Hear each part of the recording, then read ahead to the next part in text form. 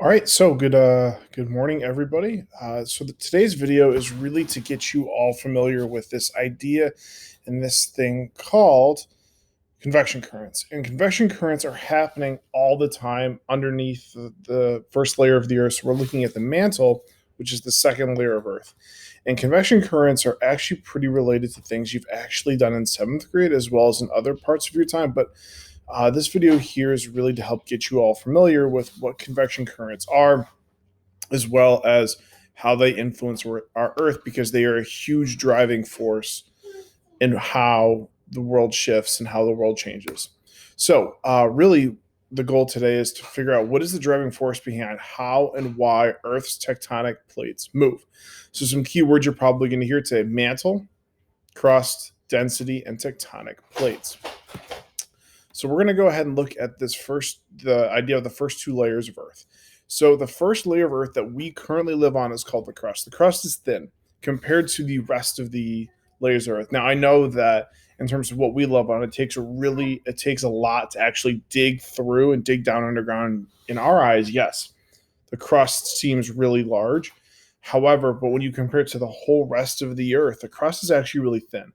Um, and the crust is hard, brittle rock, and that is what the tectonic plates are made up of. They're made up of the crust, and then the layer that's actually underneath the crust is the mantle, and the mantle is much larger than the crust. You can hear Harper in the background. She doesn't seem like she's a big fan of the mantle right now, but and so if we look at the mantle itself, what the mantle is it's molten rock.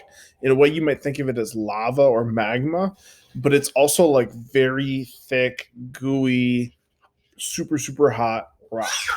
So what I have is I have a quick little diagram to show you all. Is this one here? So if we were going to compare all the layers of the Earth, right? The crust is this gray part right here, super thin. This is the part that we actually live on. And then we have the mantle, which is this large part here. This is all almost it's really hot liquid rock, and it's an insane amount of it. So if you're looking at comparing it all, the mantle is much thicker than the crust. So if we look now, let's look at, in my eyes, the most important thing. Up, we have a new visitor here. So let's look at actually trying to compare the two types, because in my eyes, the easiest way to compare the layers of the Earth is using food.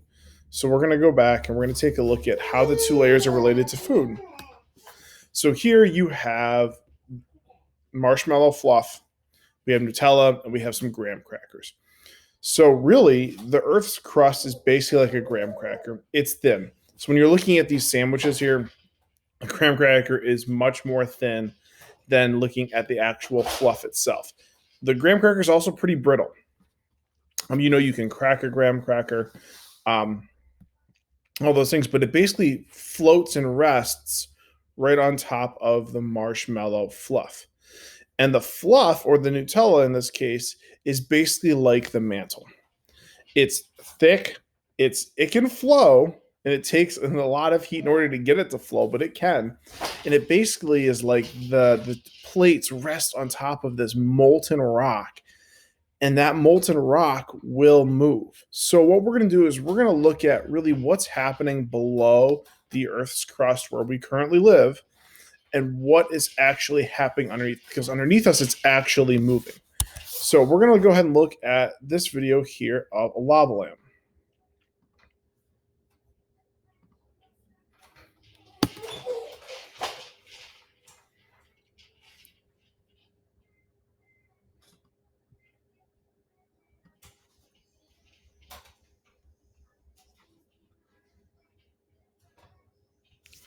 So as we watch the lava lamp go, you can see that as this lamp down here heats up the lava, it rises up and it goes up, and then eventually it gets over here to the top of the lava lamp, and that's when it starts to cool.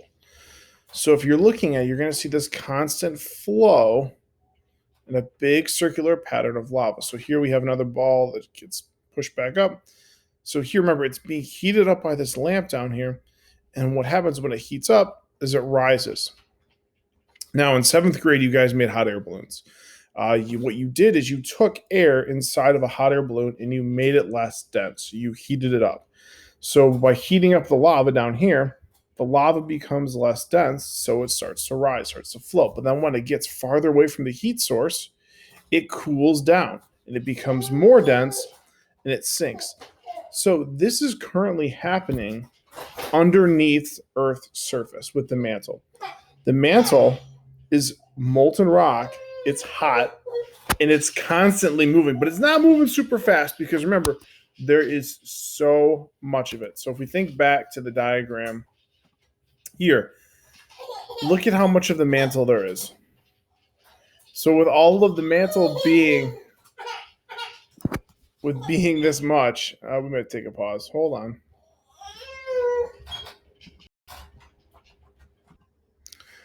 All right, so remember with the second layer of the Earth being so large and it's being heated up by the inner and outer core, you're getting this movement inside the mantle where the mantle is going up and the mantle is going down just like you saw with the lava lamp. So if we look at the lava lamp, it works in almost the same way as the mantle. So what that is called convection currents. And because there is magma that's being heated up so much, it's becoming less dense, so it's going to rise, right? Then when it gets up near the crust, it's going to start to cool. So when it starts to cool, it's actually going to sink back down. And that's what creates these spinning convection currents. And as this mantle moves, the plate is also going to move too, right, Harper? Tectonic plates are also going to move. So with molten rock is being melted, it heats up, becomes less dense, so it's going to rise. When it rises and it gets up here to the crust, it's far away from the heating source. So it's going to start to move and follow along this way. And it's going to move the earth, the crust that we live on. It's going to move it all because if something underneath you is moving, you're going to get moved. So think about it like this. It's almost like a conveyor belt. The way I kind of think about it is that if you've ever been to Detroit's airport and you stand on the moving walkway, if you've ever been to Somerset and you stand on the moving walkway, the walkway moves, you will also move. So the mantle is underneath us moving. And then in that case, we're going to get the plates moving. And since the mantle heats up, it's very similar to a conveyor belt. So if you could do me a favor and watch these two videos down here at the bottom of this slide, it will show you a better demonstration of what convection currents are. And your goal by the end of this assignment is to kind of look back. If you need to rewatch parts of the video, but you want to be able to answer these 5 questions. That's going to be what you submit for this assignment. Now, I'm not asking you to go super in-depth and be an expert on convection currents, but I do want you to be familiar with how they work, what is the driving force behind them, and really, it's all related back to, and can be simply related back to, a lava lamp. And if you want to think about consistency, remember, crust, kind of like a graham cracker. And if the mantle, it's kind of like fluff. So hopefully this video helps clear some things up. If you're looking for additional information on why things move due to density, I have this last slide here, which is there for you to take a look at if you want, but it's there if you want. But just know that the assignment itself is going to really be revolving around these 5 questions. If you can answer these 5 questions, you will be all set and good to go for what we get into in week 3 of our online new material unit. So thanks for watching.